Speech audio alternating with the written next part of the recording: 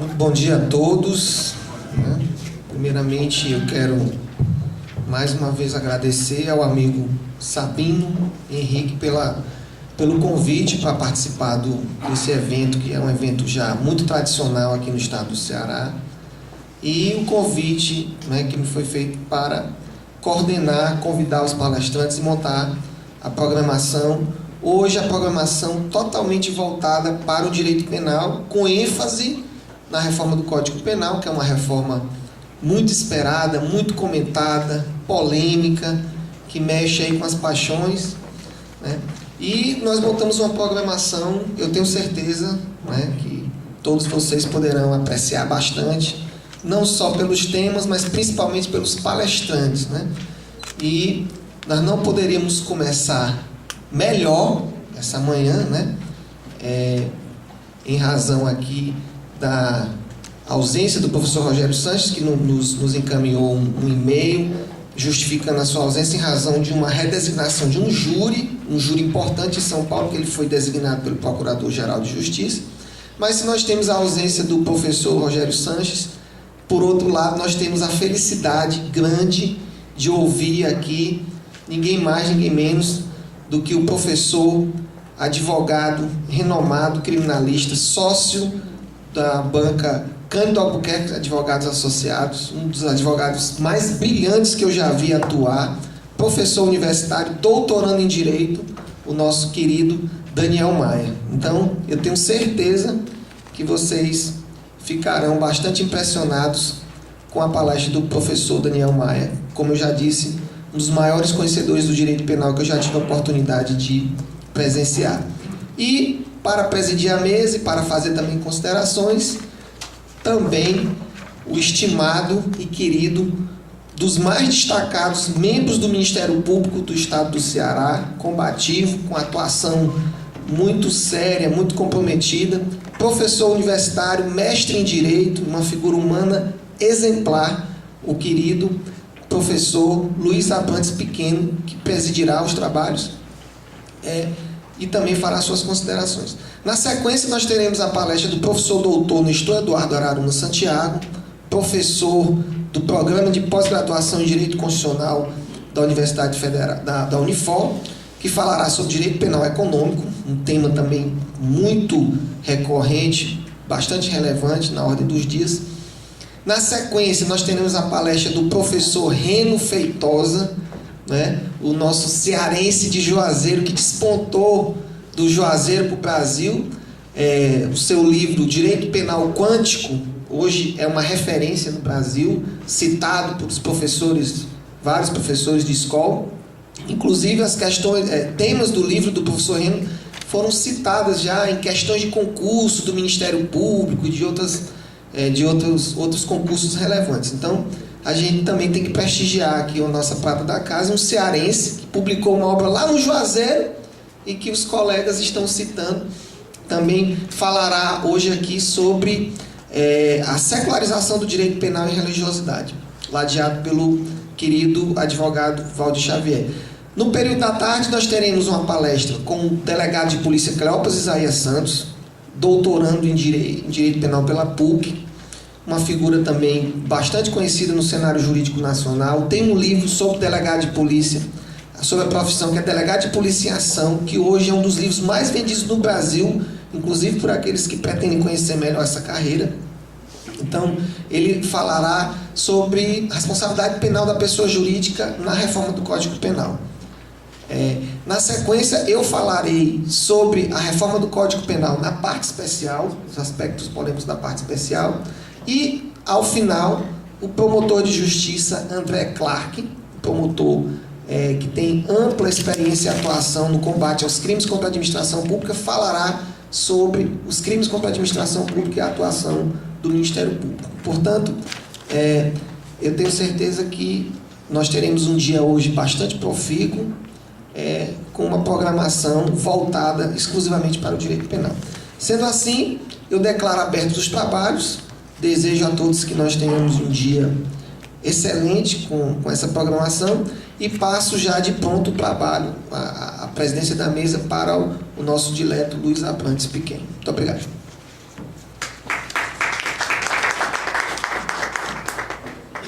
Bom dia a todos. Bom dia.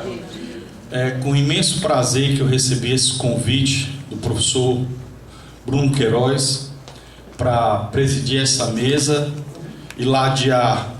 Antes iria fazê-lo com o professor Rogério Sanches, mas agora com não menos brilho, com o professor Daniel Maia, talvez até de forma... A emenda saiu melhor do que o soneto, porque eu vou estar ao lado de um grande penalista, mas dessa feita aqui do estado do Ceará. E o professor Daniel Maia irá apresentar para vocês os seus comentários, a sua opinião, a sua valoração sobre o projeto de lei 236, que atualmente se encontra no Senado Federal e que tem a pretensão de reformar todo o Código Penal e legislação penal especial. Esse PL 236, desde o início, tem trazido ao mundo jurídico muitas críticas. Lhes digo que são quase que unânime que esse projeto de lei ele é um dos mais criticados, foi feito com assodamento, trouxe no seu bojo vários institutos que não tem ainda digamos, na doutrina e nem na jurisprudência seus fundamentos teóricos consolidados. Antes do relatório Perutax, que tentou consertar isso, alguns absurdos que o professor Bruno vai mostrar na parte especial, eu tenho certeza que o professor Daniel também vai mostrar aqui na parte geral. Então, de todo modo, o que se pode dizer, eu apresento apenas de forma perfunctória, é que esse projeto de lei ele é muito, muito criticado. O que é a única unanimidade que ele tem é de que ele sofre críticas de todos os setores, por parte do Ministério Público, por parte da magistratura, por parte da OAB, Defensoria Pública, né? Porque, de fato, o assodamento com o que foi feito levou com que ele trouxesse em seu bojo inúmeras incoerências, erros grosseiros, né? Que é o mínimo que se pode dizer. Então, obviamente, a apresentação do tema não é meu, a apresentação do tema é do professor Daniel Maia. E sem delongas, passo a palavra ao professor Daniel Maia para que ele faça sua apresentação. Bom dia a todos. Gostaria de agradecer primeiro ao Dr. Sabino e ao Dr. Bruno Queiroz, meu amigo e irmão, pelo convite. Não teria como recusá-lo, na verdade foi uma intimação vindo do professor Bruno, que é meu amigo e irmão de longa data e um dos professores nos quais eu me inspiro para tentar ser um professor melhor. E a felicidade foi maior ainda quando me disseram que eu ia ser componente de uma mesa presidida pelo professor Abrantes, figura conhecidíssima no âmbito do Ministério Público e, particularmente para mim, um referencial na área acadêmica, porque quando eu fui professor da Faculdade de Cristo, há alguns anos, não vou falar quantos anos, Abrantes, para não começar a mensurar a nossa idade aqui. Você tem cabelo diferente, eu não.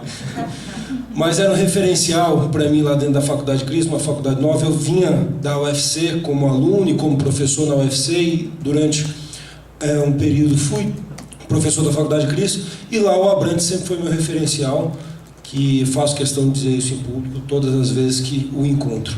Então, a satisfação de estar aqui nesse congresso, que é um congresso referencial, tanto pela tradição de 25 anos que tem, quanto pelo prestígio dos palestrantes e dos inscritos nesse congresso. Você tem aqui um histórico de palestrantes renomados no país inteiro, como hoje seria o do Rogério Sanches, que, na minha opinião, é um dos maiores professores hoje da área penal do país, tem uma didática perfeita, muito boa mesmo. E coube a mim aqui tentar falar um pouquinho desse novo projeto de lei. Então, eu gostaria de agradecer aos amigos pela presença, saudando todos aqui, vejo alguns ex-alunos, alguns amigos aqui, e saúdo todos na presença, inclusive da minha mãe, que sempre vem me prestigiar, Dona Lúcia, que está aí. E vamos começar a falar um pouquinho, né, Abrantes? Não há, amigos, como falar do novo projeto do Código Penal sem falar um pequeno histórico, um breve, rápido histórico do próprio Código Penal atual. O Código Penal atual, que é de 1940, inspirado pelo Código Rocco, pelo Código Italiano, apesar de ser de 1940, sofreu algumas reformas e até hoje é um código atual. As críticas que se faz ao direito penal brasileiro, de que é um direito às vezes protetor, de que é um direito às vezes não tão rigoroso, são equivocadas. O direito penal brasileiro, ainda hoje, com o Código de 1940, continua sendo um direito absolutamente atualizado e absolutamente rigoroso. Vocês vejam, por exemplo, a pena mínima. Tem crimes que a pena mínima é de 20 anos. Então, o latrocínio não é um roubo qualificado pelo resultado de morte. A pena mínima é de 20 anos. Quer dizer, um direito penal que tem um tipo penal que a pena mínima é de 20 anos não pode ser considerado um direito penal paternalista, longe disso. Mas o Código de 1940, um código atual ainda, em 1984, sofreu uma grande reforma. A reforma da parte geral toda, que é a parte que nós falaremos hoje. E essa nova reforma que foi feita em 84 trouxe institutos muito modernos que atualizaram, aperfeiçoaram um código que já vinha muito bem. Para os senhores terem ideia do que eu estou dizendo, atualmente o Código Penal alemão e o espanhol, referências no direito mundial, possuem institutos ipsilíteres, institutos absolutamente iguais ao nosso Código Penal atual. E essa reforma de 84 foi feita só na parte geral, na parte especial não se fez. E não se fez por quê? Por causa do período de transição política que se tinha ali em 84, perto das diretas já, a dificuldade de se chegar num consenso pela aprovação de crimes tão dissonantes espalhado por toda a parte do Código Geral, fez com que não se conseguisse aprovar um Código Penal na parte especial novo, fazendo só a parte geral. Então, apesar do nosso código ser de 1940, a parte geral, que é essa que nós vamos comentar agora, é de 84. E sendo de 84, tendo ali 30 anos, né, está completando 30 anos esse ano, ainda assim, não pelo critério cronológico, mas pela qualidade dos institutos que lá estão e pela redação dos institutos que lá estão, como foram feitos, continua sendo bastante atual. A parte especial, a qual o Bruno vai falar no período da tarde, continuou desatualizada e aí começou a ser reformada passo a passo, parte por parte. Tivemos de 2007 a 2011 a reforma dos crimes sexuais, depois tivemos algumas inclusões, crimes contra a administração pública também vêm sendo atualizados. O código na parte especial passou a ser fatiado, reformado topicamente. Não se reformou a parte especial toda, mas topicamente. O que gera, obviamente, o atraso em alguns crimes que lá estão. Mas isso não quer dizer que o código inteiro esteja defasado. Não. Entretanto, criou-se uma comissão para atualizar o código num projeto ousado, um projeto de atualização do Código Penal total, tanto a parte geral, esta que eu estou dizendo que não está desatualizada, quanto a parte especial, de uma forma única. Projeto que nós poderíamos chamar de Projeto Sarney, porque foi escolhido a dedo os componentes dessa comissão que elaboraria esse projeto do Código Penal pelo senador José Sarney, conhecido senador José Sarney. E quem conhece, eu não sei se tem alguém aqui do Maranhão, da família Sarney, que me perdoe, mas dizem que a melhor coisa do mundo é ser amigo do Sarney. E a pior coisa do mundo é você não ser amigo do Sarney, porque ele prestigia muito, e assim fez na comissão. Escolheu a dedo os amigos para comporem a comissão do Código Penal, o novo Código Penal. E amigos famosos, inclusive a comissão é presidida pelo ministro do STJ, o ministro Gilson Dipp, famoso ministro, mas dos quais tinham muita prática e pouca técnica, pelo menos foi o que apresentaram. Um professor renomado de São Paulo, chamado René Ariel Dotti, compunha inicialmente, Bruno, essa comissão, e ele pediu para sair. Pediu para sair dizendo o seguinte: eu não consigo trabalhar com esse pessoal aqui, não dá para eu trabalhar. Simplesmente porque a comissão, além de ser desunida, e você nota isso, na desunião dessa comissão, pela exposição de motivos do Código Penal. Ora, você tem uma exposição de motivos que cada um dos dispositivos é assinado isoladamente por um membro da comissão. Quando, na verdade, se você compõe uma comissão, a ideia que se tem é que vai ser debatido por todos e a comissão, de forma una, vai chegar a uma conclusão. Mas não foi isso que aconteceu com essa comissão. E o fruto disso não podia ser diferente. O Código Penal, esse projeto de Código Penal, esse anteprojeto que está aqui, um relatório final, eu até trouxe e vou oferecer ao professor Bruno para que sorteie também para os palestrantes. Esse anteprojeto do Código Penal aqui, apesar das críticas uníssonas que sofreu, que o professor Abrantes já destacou aqui, ele não é ruim. Não é ruim. Ele é péssimo. Não poderiam ter feito um projeto de Código Penal tão ruim quanto esse.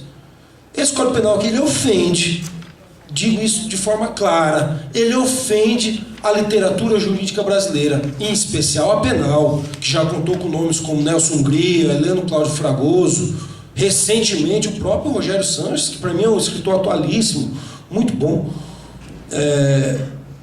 Esse Código Penal não reflete nada dessa tradição, é péssimo. E aí você escolhe onde é que ele quer ser ruim, se na parte geral ou na parte especial. Porque na parte especial é até a palestra que eu gostaria de ter proferido essa palestra. Porque a parte engraçada, de tão inusitada que é, alguns tipos penais que trazem lá. Eu sei que não é objeto da minha palestra, mas me permita, professor Bruno, só citar 2 exemplos aqui de esquizofrenia que é trazido nesse Código Penal aqui. O primeiro é o seguinte: se você abandona penas altíssimas para fatos irrelevantes. Se você abandonar, por exemplo, um cachorro, a pena máxima é de 4 anos.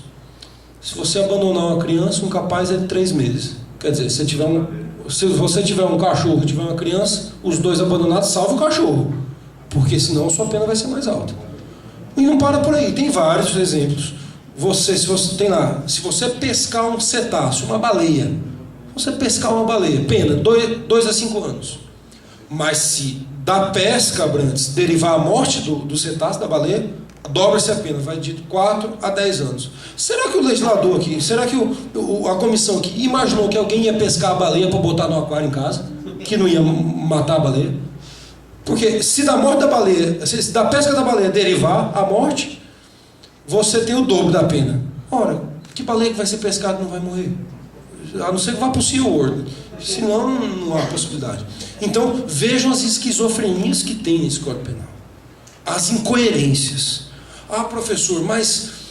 Daniel, mas isso daí pode ter sido uma falha pontual, tópica, num tipo ou outro. Pior que não, amigos. O pior que a falha aqui é geral. A comissão conseguiu ser tão ruim, que se você fizer uma interpretação sistemática do código, capa a capa, primeira página, última, você vai ver incoerências monstruosas. Incoerências que, além de serem contrastantes juridicamente, dantescas a nível gramatical. Se eu pegar um aluno meu de 2º semestre da Unifor, ele não faz uma redação tão ruim quanto essa que foi feita. Você note, houve um desconhecimento, ou então foi isso que refletiu aqui, tanto da estrutura do crime, e aqui agora eu entro na parte geral do código, que é onde nós vamos tratar, com inclusões mal feitas de textos e trechos doutrinários na letra da lei, o que é uma impropriedade técnica total, e além disso, uma falta de conhecimento da própria dogmática penal, confundindo culpabilidade com ilicitude, anterioridade com legalidade.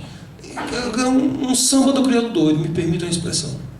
Esse Código Penal, ele está tão ruim, esse projeto está tão ruim, que está contando com a má vontade do Executivo.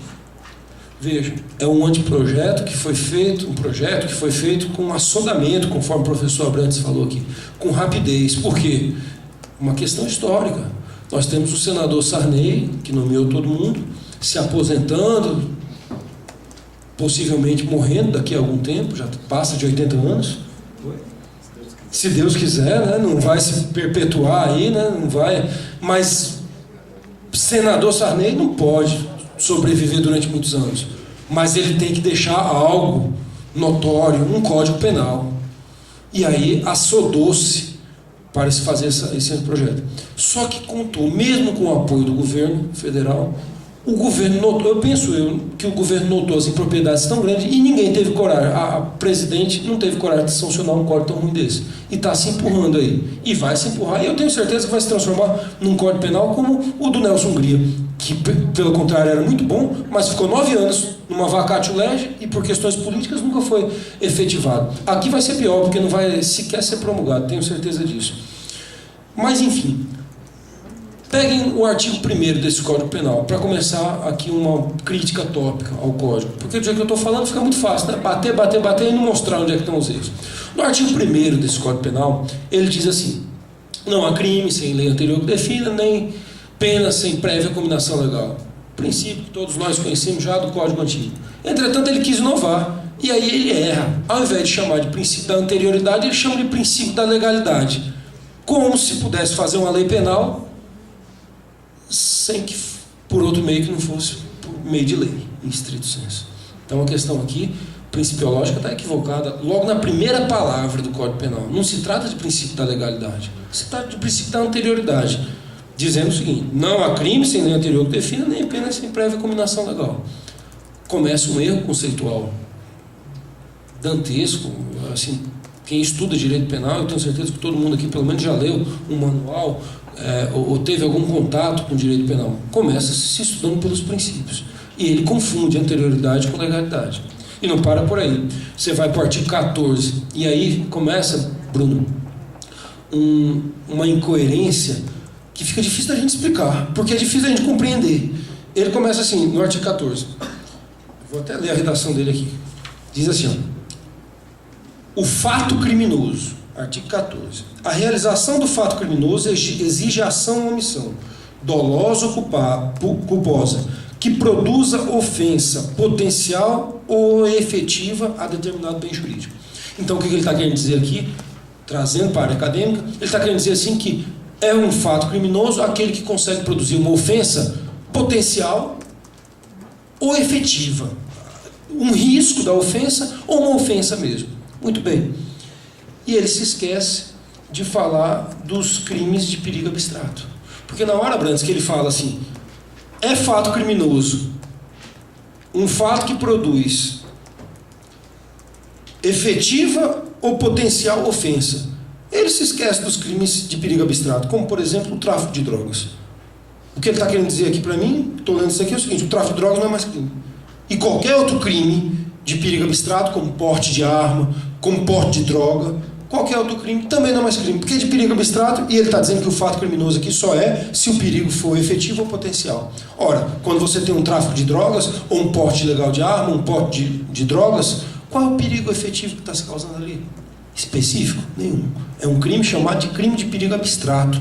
Por quê? Porque você não sabe qual é o perigo que ele pode cometer.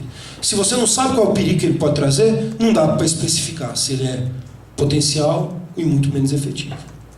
E aí, no mesmo artigo 14, aliás, no artigo 17, continuando aqui, ele coloca assim: crime omissivo impróprio. Imputa-se o resultado ao omitente que devia e podia agir para evitá-lo. O dever de agir incumbe a quem? Daí ele vai falando tal. Daí no parágrafo 1. A omissão deve equivaler-se à causação. Primeiro, está sobrando uma partícula aqui. Equivaler-se, quer dizer, a omissão deve equivaler-se. Equivaler-se a ela mesmo?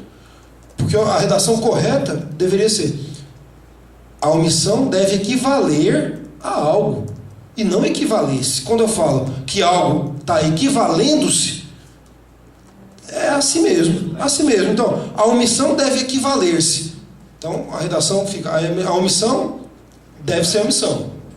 Ótimo. A causação. Além de o termo ser coloquial demais, para não dizer chulo, é quase incompreensível isso. A omissão deve equivaler-se à causação.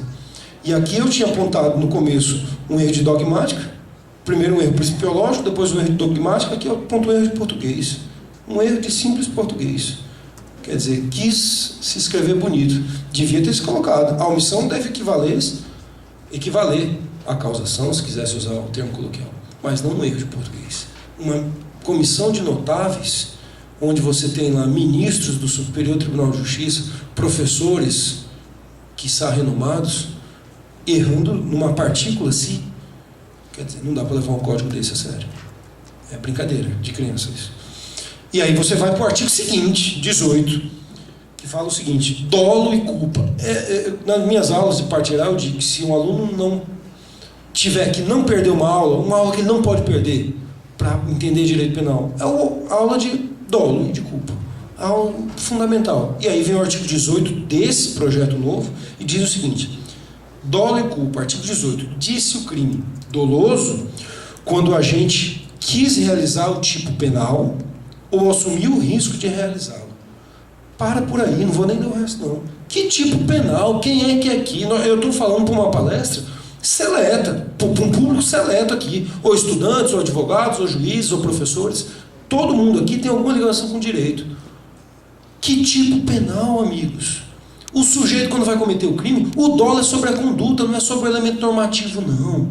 Ou seja, o código atual diz o seguinte: doloso quando a gente quis o resultado, quis fazer o resultado, quis fazer uma conduta que se chegasse a um resultado. O dolo é fático, Bruno. O dolo não é jurídico. Quando eu falo aqui no anteprojeto, doloso quando a gente quis realizar o tipo penal, o sujeito lá do Bom Jardim não sabe a diferença do tipo subjetivo para o tipo objetivo, dos elementos essenciais, do núcleo para as elementares. Ele não tem a mínima noção do que é tipo penal. Ele quer chegar no resultado. Então, há um erro dogmático aqui, que o sujeito, quando age dolosamente, e o dolo, falando rapidamente aqui, é a vontade livre e consciente de fazer alguma coisa, é o desejo, é o desígnio, é a vontade de fazer alguma coisa, ele não está sentindo vontade de realizar o tipo penal, não. Ele está sentindo vontade de chegar a um resultado, que ele não tem nem noção, muitas vezes, que perfaz um tipo penal.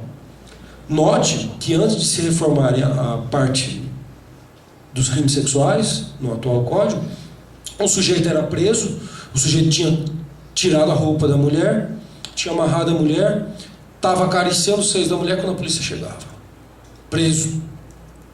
Ia preso e aí chegava o jornalista na delegacia, ou o pseudo-jornalista, e dizia aí: e aí, macho velho, como é que vai ficar os comedorzinhos de rapadura lá agora, se você preso aqui? Você quis estuprar a mulher? É óbvio que ele quis. Mas daí o jornalista, sabidamente, ou o pseudo-jornalista, ressalto mais uma vez, dizia o seguinte: ou você cometeu um atentado violento ao pudor. Ele não sabia nem o que era essa figura típica, esse tipo penal, atentado violento ao pudor. Que era qualquer ato libidinoso, antes da reforma, que não tivesse o coito, pênis, vagina. E aí, a carga pejorativa, Brandes, do nome estupro é tão pesada que ao invés do sujeito dizer assim: não, eu estava tentando estuprar mesmo, e responder por tentativa, pegando um terço da pena do estupro, ele dizia assim: não, eu estava realmente fazendo um atentado violento ao pudor. Ele preferia falar aquilo. Mal sabia ele, estava confessando um crime com a mesma pena do estupro, consumado, que podia pegar 10 anos, sendo que se ele dissesse que estava tentando estuprar, pegar 3. Então, veja, esse exemplo mostra que o sujeito, quando está fazendo o ato, ele não tem a mínima noção do tipo penal. O que ele tem a noção é do resultado fático que ele quer. Então, quando se diz crime doloso, quando a gente quis realizar o tipo penal, está equivocado. Ele não quis, porque muitas vezes ele não sabe qual é o tipo penal. Ele quer realizar a conduta, o elemento fático.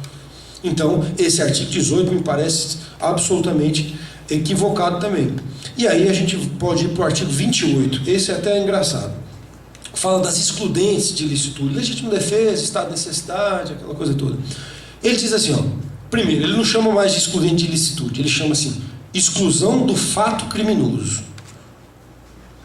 A não ser que o legislador tenha previsto uma lei para regulamentar e trazer uma máquina do tempo, para a gente poder voltar e excluir o fato criminoso. Notem bem a gravidade do que eu estou dizendo aqui.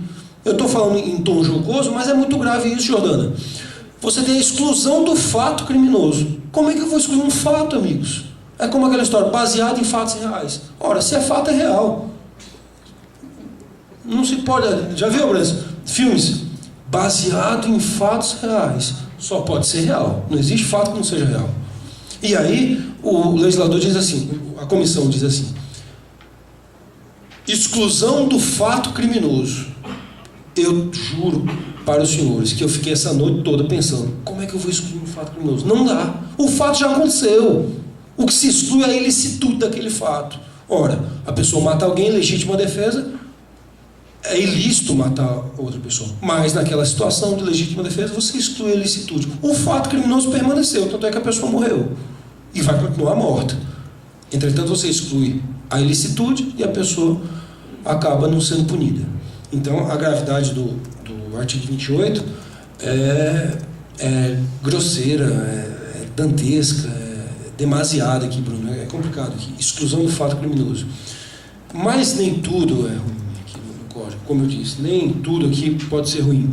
Tem algumas coisas, doutor Sabino, eu via dizendo aqui, o senhor tinha saído, mas estava dizendo que esse código aqui não é totalmente ruim, não. Tem partes dele que é péssima. E se o título do artigo 28, quando disse... Eu peço só discutir e resolver o assunto. Tá, dessa vez está desculpado. Viu? Ano que vem, quando eu viesse, sair de novo, mas eu não venho mais. Exclusão do fato criminoso é horrível. Mas olha o que ele diz depois. Ele fala assim, ó, no parágrafo 1º do mesmo artigo 28, ele diz assim, ó, deixa eu ver se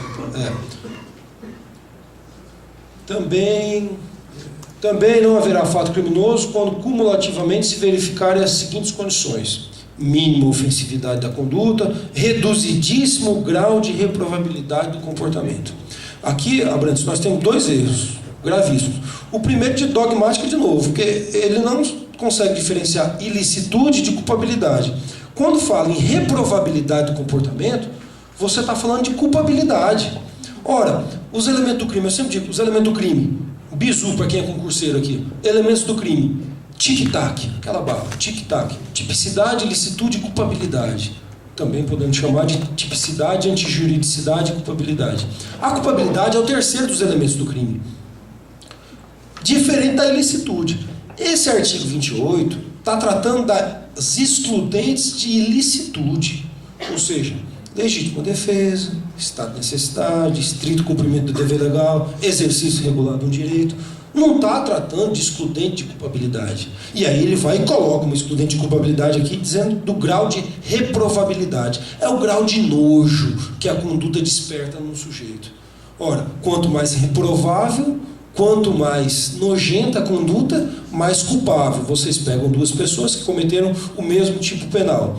2 homicídios. Um com um tiro na cabeça da vítima, outro cortando a vítima lentamente, passando gelol nas feridas para arder. Qual é mais nojento, mais reprovável? O que foi cortando, judiou mais da vítima. Então tem uma culpabilidade maior, uma reprovabilidade maior. Portanto, a pena desse sujeito deve ser maior. Entretanto, aqui ele coloca reduzidíssimo grau de reprovabilidade. Além do erro dogmático, trazer uma suposta causa de diminuição ou exclusão da culpabilidade num artigo que está tratando da exclusão de ilicitude, ele ainda traz um termo, reduzidíssimo.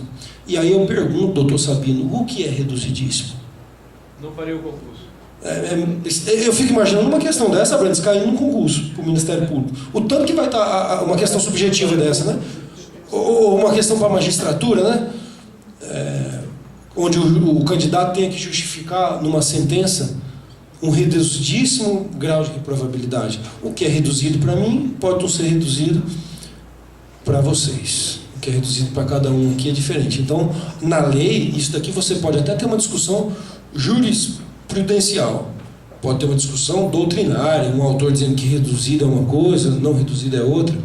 Mas, na letra da lei, trazendo um termo genérico desse, reduzidíssimo, isso me parece uma impropriedade, de uma atecnia nunca vista no direito penal brasileiro, exceto pela lei de crimes ambientais, que lá é uma das piores leis penais que eu já vi em termos técnicos. Horrível, né? Horrível. Mas eu vou já falar dela. Hoje eu vim amanheci de mau humor, para variar um pouco. De manhã, geralmente eu sou mal-humorado. E hoje eu vim mau humor, mas não vim descontar em vocês. Vim descontar nesse código, nesse projeto aqui. Então vocês têm essa série de erros do 28, do 14, do 17, do primeiro e por aí vai, não para não. E peguem o 42, quando foi um dos pontos de elogio por algumas pessoas, porque esse Código Penal aqui, ele não foi só criticado, foi elogiado. Claro que foi. Por sites pagos, por blogs pagos, por sites oficiais, como o do STJ, que tem na presidência da Comissão Ministro, por esses sites que eram parciais, foram elogiados. Porque pela doutrina maciça, foi criticada. Tem um artigo que eu recomendo para os senhores, coloquem no Google aí, ou anotem para ver em casa depois. Um artigo do ex-ministro da Justiça, Miguel Reale Júnior, filho do Miguel Reale, né, presidente da comissão do Código Civil, que ele chama esse Código Penal aqui de ridículo. Ele diz que é nojento esse Código Penal. Porque realmente ele foi muito duro, mas realmente não passa disso, não. É complicadíssimo. Se vocês pararem para pegar, o fato que foi elogiado, o ponto desse Código Penal que foi elogiado, foi, na parte geral, foi a inclusão expressa da responsabilidade penal das pessoas jurídicas, no artigo 42, que diz assim, e para mim, o ponto de elogio, para mim, é o que eu tenho mais desprezo, esse artigo 42, que diz assim, Abrantes, penas das pessoas jurídicas, artigo 42. Os crimes praticados pelas pessoas jurídicas são aqueles previstos nos tipos penais. Ainda bem, né? Ainda bem que o Código está me dizendo isso, que os crimes praticados são os que estão previstos nos crimes penais, nos tipos penais. Porque se ele não tivesse me dizendo isso, eu ia achar que estava previsto no álbum da Copa, da FIFA, no Código de Hammurabi, numa bula papal. É óbvio, lulante, até quem bate palma e erra as mãos, sabe que um crime só pode ser previsto se for no tipo penal. Mas ele insiste, ele é um código cauteloso, ele diz assim, olhe, cuidado, porque os crimes praticados pelas pessoas jurídicas são aqueles previstos nos tipos penais. Que novidade, né? Mas ele inova, ele vai e diz assim, nos tipos penais, aí continua, aplicando-se a elas, as pessoas jurídicas, as penas neles previstos. Abrantes, você já viu algum crime? Você que é promotor já de algumas primaveras, professor de direito penal renomado, você já viu algum crime que a pessoa responde por um tipo e tem a pena de outro tipo? Ora, isso é humanamente impossível. Rapaz, isso daqui é altamente, como diria o Moção, né? Já que não estamos na linguagem coloquial, isso daqui não é um absurdo, isso é uma falta de absurdo. Quer dizer, primeiro o código vem e diz assim, ó, as pessoas jurídicas vão responder pelos tipos penais. Ainda bem. E respondendo para esses tipos penais, vão ter as penas que estão nele. Não dá mais para comentar, é complicado, topicamente. E aí, amigos, se vocês pegarem do artigo 1º ao 570 e pouco, que esse código é extenso, é muito extenso, vocês vão ter esquizofrenias de toda a ordem. Desde essas que eu mostrei para vocês, que são mais emblemáticas, mais fáceis de entender. Eu me preocupei em trazer uma fala que até para o sujeito que não estuda muito o direito penal fosse fácil de entender a grosseria dos erros, até para o aluno que é mais estudioso ou para o profissional que milita na área, nota a gravidade desses erros. E aqui, depois de mostrar topicamente, como fiz aqui, esses erros grosseiros que tem no Código Penal, eu queria chamar a atenção aqui para alguns erros de política criminal que eu vejo nesse Código Penal. Primeiro deles, gravíssimo, achei, ele acaba com o Instituto do Livramento Condicional.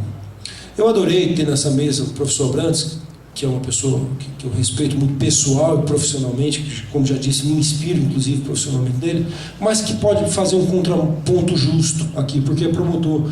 E eu fico muito preocupado às vezes, e faço essa autocrítica, que por ser advogado militante, acaba às vezes parcial demais. Mas o Abrantes pode me corrigir na fala dele, quando for passar a palavra a ele, de uma forma absolutamente franca, porque a nossa amizade me permite isso, e até para fazer um contraponto, para saber se eu não estou radical demais, Abrantes, aqui. Mas acabar com o Instituto do Livramento Condicional, trocando esse instituto por um outro instituto chamado Barganha. O nome, não estou colocando outro nome, o nome é Barganha, artigo 105 desse Código Penal, é o Instituto da Barganha. Trazer um instituto chamado Barganha para o direito penal, no lugar do livramento condicional, para mim é uma das maiores violências que um Estado pode sofrer, que os jurisdicionados desse Estado podem sofrer. Tanto os jurisdicionados vítimas, quanto os próprios acusados. Ora, o que é esse Instituto da Barganha? Como eu disse, acabou a liberdade condicional para esse novo projeto. E aí trouxe esse Instituto da Barganha, que é o seguinte: em qualquer crime, e aí a gravidade começa aí, em qualquer crime, é um instituto importado dos Estados Unidos. Só que aqui no Brasil eles não tiveram a cuidado de especificar alguns crimes. Eles deixaram para qualquer crime. Então eu estou falando inclusive de homicídio. Escolham o crime que vocês quiserem. Estupro, homicídio, tráfico, qualquer crime. O sujeito pode, ao iniciar o processo, ele, através do advogado, ou só o advogado, não especifica na lei que tem que ter a presença do réu, barganhar com o juiz. E o que é barganhar com o juiz? É ele confessar o crime, e daí vai para o 106, logo em seguinte, que é a delação premiada, delatando os companheiros, ferindo inclusive o código de ética dos bandidos, mas até aí tudo bem. Mas ele barganha, ele confessa, a troco de ser punido. Me desculpe a minha inquietude. Claro, amigo. Está expresso a palavra barganhar. Barganha. Título 105. Eu vou ler para o senhor total aqui. Título 7. A alma de Camões está sofrendo em seu túmulo. Não só dele, mas penso que de Nelson Hungria também. Diz o seguinte, título 7, barganha e colaboração com a justiça. Aí vem o nome do artigo. Barganha, de novo, artigo 105. Recebida definitivamente a denúncia ou queixa, ou seja, começou-se o processo. O advogado ou defensor público de um lado e o órgão do Ministério Público de outro, ou querelante responsável pela causa de outro, não fala no acusado, propriamente dito, em nenhum momento. No exercício da autonomia das suas vontades, ora, a autodefesa, meu amigo, a principal defesa é do próprio réu, que é a autodefesa, mais do que a do advogado. Poderão celebrar acordo para aplicação imediata das penas antes da audiência de instrução e julgamento. Esse instituto foi trazido na exposição de motivo, ele diz, para dar celeridade em crimes que o sujeito possa colaborar, o sujeito confessa, barganha mesmo, troca a instrução do processo, a possibilidade que tinha de se defender, de provar que ele é inocente, ou pegar uma pena mínima, pela certeza de que não vai pegar a pena máxima. Ele troca. Eu acho que aqui, fazendo aqui um juízo de valor justo, tentando ser justo aqui, eu acho que até a comissão teve uma boa intenção. Ela quis fazer uma política criminal de benefício ao réu. Entretanto, se esqueceu que a autodefesa é a principal defesa, que o advogado não pode, de jeito nenhum, ele pode completar, pode fazer defesa técnica, mas não pode substituir a autodefesa. Ele não colocou o sujeito aqui. E para completar, traz um instituto de um país de primeiro mundo, como os Estados Unidos, onde o sujeito, na maioria das vezes, é preso, por exemplo, dirigindo embriagado, é levado para uma espécie de juizado especial, na mesma hora é julgado e, se for condenado, começa a cumprir pena logo ali, rapidamente. Para um país de terceiro mundo como o nosso. Somos e continuaremos sendo, durante muito tempo, de terceiro mundo. Enquanto tivermos projeto desse jeito, juridicamente, esqueça. Seremos de terceiro mundo durante muito tempo. Traz esse instituto norte-americanizado para cá e aí se esquece que agora, essa semana, foi promulgada uma lei determinando que em 8 anos, ou seja, até 2022, os estados promovam as defensorias públicas em todas as cidades. O que atesta que não temos defensores públicos suficientes para a demanda de jurisdicionado. Ora, se na nossa capital, eu tenho grandes amigos defensores públicos, na nossa capital, um defensor público, que é um dos concursos mais difíceis hoje, então tem uma capacidade técnica inquestionável, mas o volume de trabalho é excessivo, você imagina, em comarcas que não sequer tem defensores públicos. Tem muitos advogados ad hoc nomeados. A possibilidade que um defensor público ou que um advogado ad hoc particular, meio que eu não sei se serei grosseiro aqui, mas num viés, num afã de diminuir o processo, esse réu realmente vai ser condenado, o réu está revel, não sei nem quem é esse cara, vamos fazer aqui uma barganha. Vocês estão percebendo a gravidade disso? Ou seja, está se tirando do réu, em tese e na prática, a possibilidade de se defender. E a gravidade não é só para o réu, não, porque muitas pessoas podem estar me ouvindo, como minha mãe é uma delas, eu tenho certeza que ela pensa assim, dizendo assim, não, mas réu, todo réu para minha mãe merece pena de morte. Réu tem que mostrar. Eu escrevi um livro que vou até sortear aqui sobre o direito fundamental à imagem no processo penal, que eu defendo que não se pode ficar mostrando a imagem do preso nas delegacias, tudo. Foi a principal opositora. Disse, não, bandido bom é bandido morto, bandido bom tem que mostrar ali. Eu tenho certeza que muita gente deve estar pensando, Daniel, mas você está defendendo tanto que o réu perdeu o direito de defesa aí, mas réu, vamos pensar assim, réu, se é réu é porque é culpado mesmo. Sabemos que não é assim. E mesmo que fosse, o que está se agredindo aqui, o senhor que perguntou sobre a barganha, não é o réu não, é o próprio Estado. O Estado está atestando que não tem a capacidade de apurar efetivamente se o sujeito é culpado ou inocente. E tão grave, ou mais ainda, do que deixar um inocente, um culpado solto, é condenar o inocente. E o Estado está atestando aqui com essa barganha, vamos barganhar, vamos negociar aqui, que é incapaz, o Estado brasileiro é incapaz de apurar, condenar o sujeito. Então esse artigo 105, esse dispositivo de barganha, para mim é o fim da picada aqui nesse Código Penal, é o cúmulo do absurdo. Não se pode conceber a ideia de um Código Penal sério com um instituto desse. Pelo menos nos moldes que estão aqui, sem a presença do réu, no Estado onde não se tem defensores públicos a contento, em números, em quantidade, para se defender tudo. E aí, amigos, eu chamo vocês à reflexão. Eu sei que meu tempo está acabando, e chamo vocês a uma última reflexão. Eu venho dizer aqui aos senhores o seguinte: eu tenho a plena convicção de que o direito penal não pode ser visto mais como é visto atualmente por muitos setores, e em especial em anos de eleição, em anos eleitoreiros como esse. Eu não sei se é parente de vocês, amigo ou candidato de vocês, mas todo ano de eleição, em especial para deputado estadual, eu passo ali pela Praça Portugal e vejo um candidato, que eu não sei o nome, porque ele não coloca o nome dele na placa, ele só coloca assim, pena de morte já. Número dele embaixo, a foto dele, um gordinho de barba. Para vereador. É para vereador? É para vereador. O que agrava a situação, né? O que agrava a situação. Quer dizer, não tem competência para legislar sobre direito penal. Ainda mais sobre pena de morte, né? Que é vedado constitucionalmente. Mas ele coloca lá. E eu não tenho dúvida, Brandes, que ele tem muito voto. O pessoal vota sem saber o nome do cara. Por quê? Porque a proposta de um direito penal enrijecido, de um direito penal quase que do inimigo, é muito tentadora em cidades, em locais com muita violência como o nosso.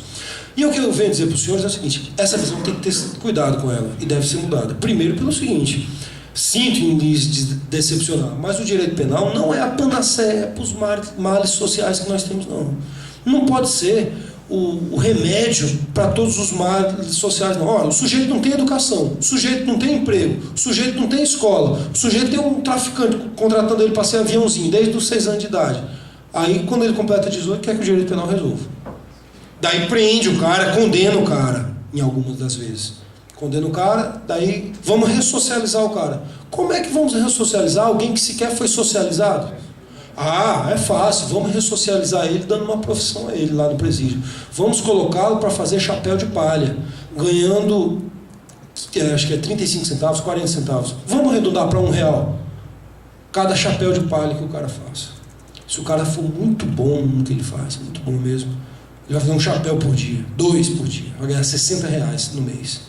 E aí ele olha e fala, pô, eu fui preso porque eu era um aviãozinho do tráfico. Lá eu ganhava 3 mil por mês, só soltando fogos quando a polícia vinha. Está ressocializando o cara? Você acha que quando sair de lá ele vai montar uma fábrica de chapéu de palha para ele? Ou vai voltar para o tráfico? Não dá para ressocializar quem não foi socializado. A questão é essa. Mas a política eleitoreira, o discurso eleitoreiro é muito grave, é muito sedutor quando diz vamos enrijecer as penas. Foi isso que fizeram aqui. Enrijecer as penas, botando um abandono de um cachorro com pena de 4 anos. Como se isso resolvesse. Não resolve. Quer ver um exemplo prático de como não resolve endurecer as penas? Porque as nossas penas já são muito duras. Vão endurecer o sistema? 73% hoje do sistema carcerário brasileiro é ocupado, 73% dos presos hoje no Brasil é ocupado com presos que cometeram homicídio, tráfico, são 4 crimes, homicídio, tráfico, latrocínio, roubo seguido de morte, ou roubo, sem ser o latrocínio. Esses 4 crimes são responsáveis por 73% dos presidiários. Todos os 4 crimes hediondos. Ou seja, adiantou a Glória Pérez fazer aquele lobby porque a filha tinha morrido e criar a lei do crimes hediondos? Parou-se de cometer os crimes? Parou não. E são os principais crimes.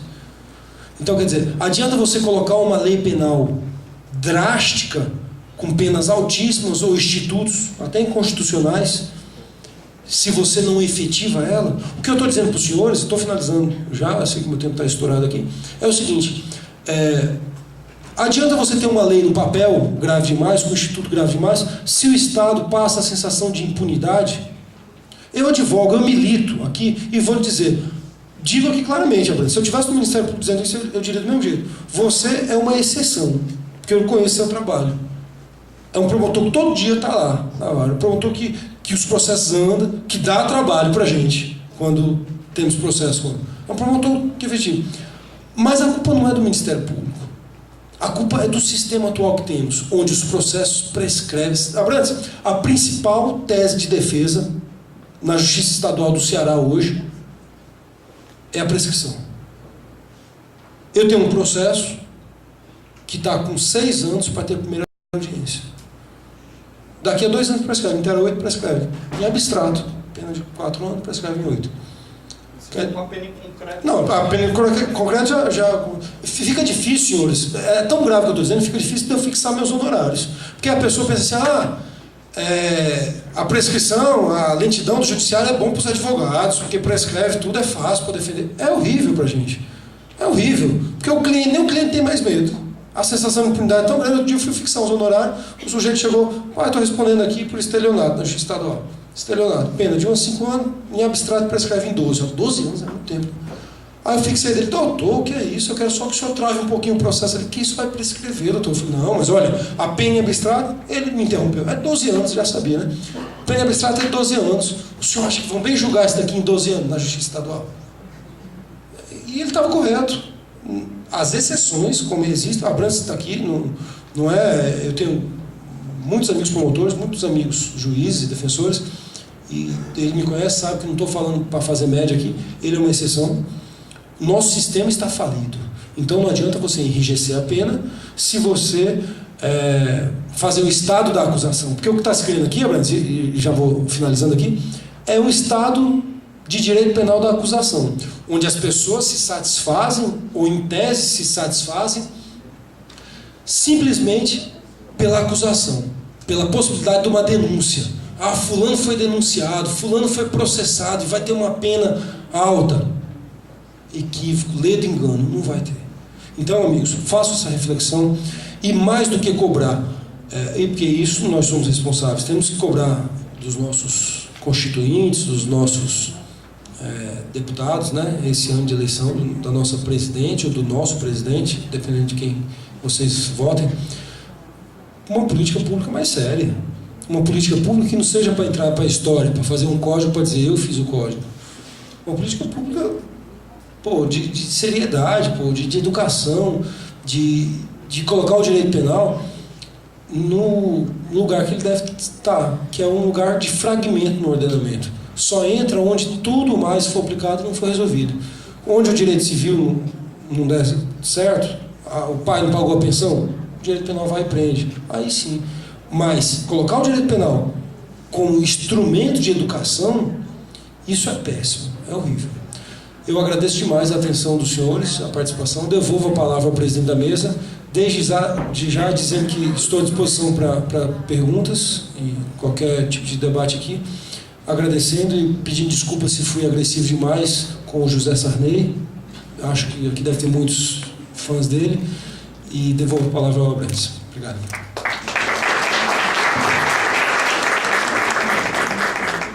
Professor Daniel, sempre um brilhantismo, né? Professor, eu vou iniciar aqui de forma bem perfunctória aqui os nossos debates, trazendo aqui para o senhor assim, umas incoerências aqui que eu achei, que eu também pensei e que beiram ao surreal. Acho que esse código foi baseado naquele estilo de pintura, o surrealismo, né? Acho que chamaram, né? Ressuscitaram Salvador Dalí e trouxeram ele. Porque veja bem, olha o que é que ele diz aqui.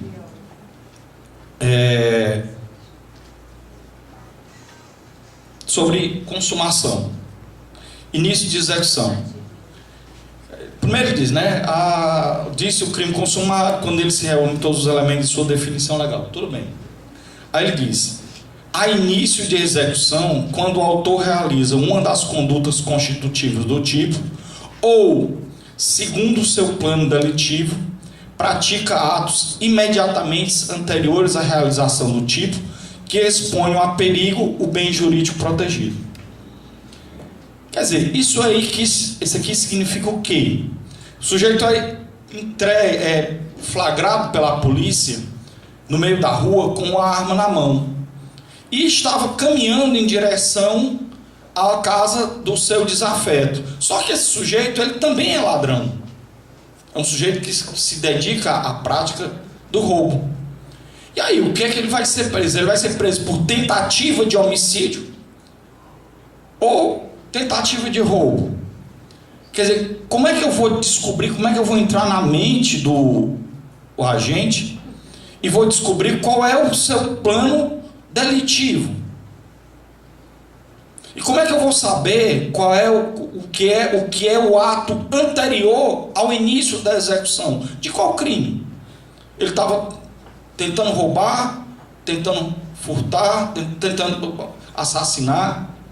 Então, o que se quis aqui foi criar aquela figura da tipificação da conspiração para a prática de crime, que é um crime que existe nos Estados Unidos, em vários estados. Nos Estados Unidos existe essa figura delitiva, conspiração para a prática de crime. Só que aqui não vai funcionar nunca. Eu não tenho como trazer elementos probatórios para saber quais são os atos. Primeiro, qual o plano delitivo dele? A não ser que ele vai me confessar qual era o plano dele. Então, esse é um outro absurdo que esse PL traz. O outro absurdo, professor, é, por incrível que pareça, ele compara, ele nivela casa de albergado com colônia agrícola, colônia industrial ou estabelecimento similar, estabelecendo que quem vai para o semiaberto pode ficar em colônia agrícola, colônia industrial, estabelecimento similar ou casa de albergado.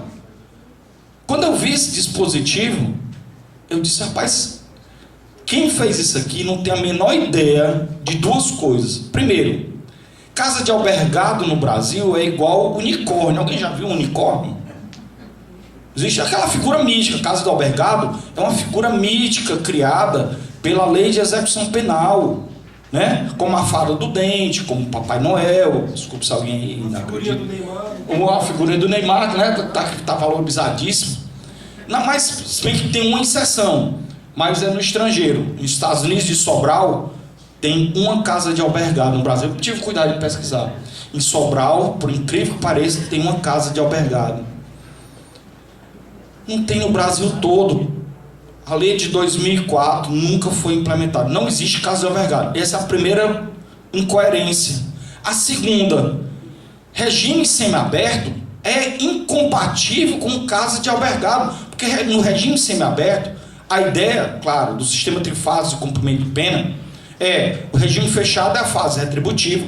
O regime semiaberto seria aquela fase onde o Estado tentaria a ressocialização através da implementação de bagagem cultural, bagagem profissional para ele. E o regime aberto é onde ele se daria a chance dele voltar a conviver em sociedade, mas ainda sobre algum controle do Estado. No regime aberto, se fosse para ser feito como a lei determina, o que o sujeito faria? Trabalharia durante o dia, trabalharia ou estudaria durante o dia e retornaria todas as noites, inclusive feriados e finais de semana, para a casa do albergado. Ou seja, há uma efetiva restrição de liberdade no regime aberto. Não é como se faz hoje.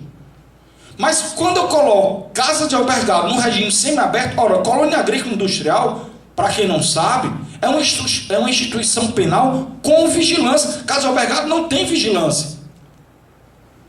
No falecido Amanari, na falecida colônia agrícola lá de Santana do Cariri, nós tínhamos celas. O sujeito se recolhia durante a noite e durante o dia ele ia trabalhar lá na agricultura.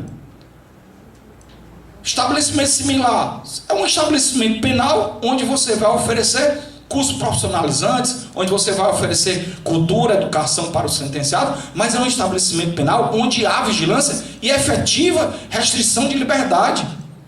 Então, nivelar para o semiaberto, casa de albergado, colônia agrícola, colônia industrial, pelo amor de Deus, rapaz, assim, é dantesco a grosseria do erro.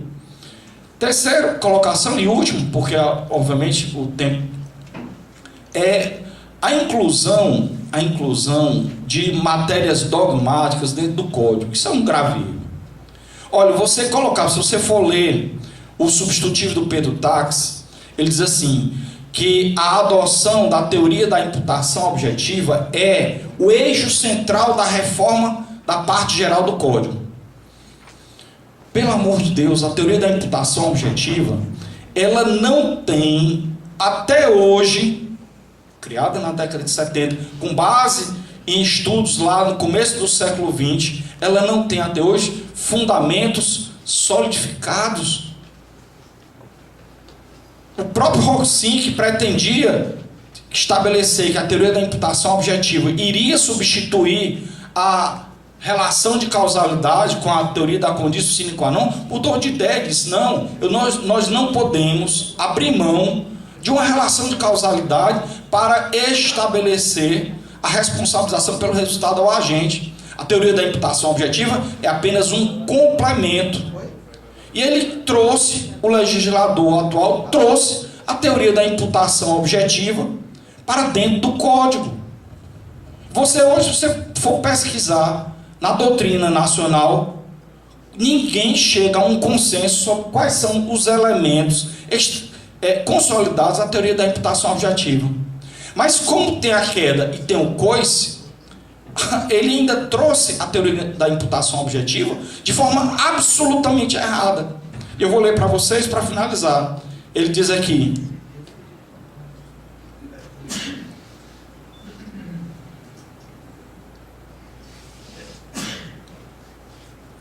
artigo 14, parágrafo único. O resultado exigido somente é imputável a quem lhe der causa e se decorrer da criação ou aumento de risco juridicamente relevante. Meus caros, a teoria da imputação objetiva fala de risco juridicamente relevante e proibido, porque nem todo risco juridicamente relevante vai acarretar imputação penal ao agente. E aí eu lhe trago o seguinte exemplo: lesão de esporte. Vamos supor que Bruno e o meu amigo aqui queiram entrar para o MMA. Vão largar o direito e vão se dedicar ao esporte, a artes marciais. E vão entrar em combate pela primeira vez. Claro que o professor Daniel Maia vai destruir o professor Bruno, que está casado, Lesão de esporte impõe risco juridicamente relevante. Claro, quem pratica um esporte, uma arte marcial, está se expondo a um risco de lesão. E esse risco de lesão ele é relevante, só que não é proibido. Ele esqueceu de dizer que esse risco relevante, que pode acarretar imputação, tem que ser um risco proibido. E esse risco proibido tem que se realizar no tipo penal. Quer dizer, traz a teoria da imputação objetiva, que ainda não é uma teoria estratificada, nem no estrangeiro e nem no Brasil, e ainda traz de forma errada. Então eu penso que esse projeto de lei, professor, é anencéfalo. Ele não há nenhuma chance, absolutamente nenhuma chance desse projeto de lei prosperar. E espero, sinceramente, que ele seja abandonado. São essas as minhas considerações. Passa a palavra aqui para o doutor Daniel Maia, que vai fazer algumas últimas considerações. Acabou não sendo nenhum debate, sendo uma conversa, porque além do clima ser muito ameno, como não poderia ser diferente pela nossa amizade, concordamos em gênero, número e grau que esse código, como disse, não é ruim, ele é péssimo, é muito ruim. E, por final, eu só queria agradecer mais uma vez a presença de todos vocês e saudar aqui meu amigo Dr. Valdir Xavier, um dos advogados referenciais no direito criminal aqui do Ceará, no qual também me espelho muito, advocacia muito combativa, muito efetiva, gosto muito e tenho que saudá-lo. E o professor Nestor Araúna, que vai proferir a próxima palestra, eu creio, né? E um referencial no processo penal e no doutorado da Unifor também. E por fim, amigos, gostaria de convidá-los a curtir a minha página no Facebook, onde trago dicas de direito penal, comentários, questões, atualizações. É Daniel Maia, Prof. Sucesso Total. Não que eu seja sucesso total, mas eu uso esse jargão para incentivar os alunos. Então, Daniel Maia, Prof. Sucesso Total. Curtam lá a página, serão muito, muito bem-vindos, viu? Obrigado. Devolvo a palavra ao presidente. Declaro encerrado.